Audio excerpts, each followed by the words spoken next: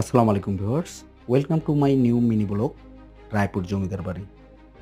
এখন আছি আমরা রংপুর জেলার পীরগঞ্জ উপজেলার রায়পুর ইউনিয়নের রায়পুর জমিদার বাড়ির কালী মন্দিরে। এই কালী মন্দিরটির প্রতিষ্ঠাতা ছিলেন লক্ষণচন্দ্র রায় সিং, যিনি তথাকথিত প্রভাবশালী একজন জমিদার ছিলেন। স্থানীয় লোকজনের কাছ থেকে জানতে পারলাম এই কালী মন্দিরে লক্ষণচন্দ্র রায় সিং উনি নিজ হাতে এসে পাঠাবলি দিতেন।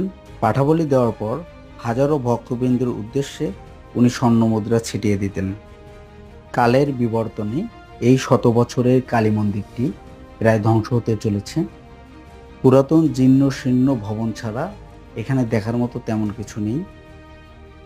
আপনারা দেখতে পাচ্ছেন এই কালী মন্দিরটির নাজুক অবস্থা।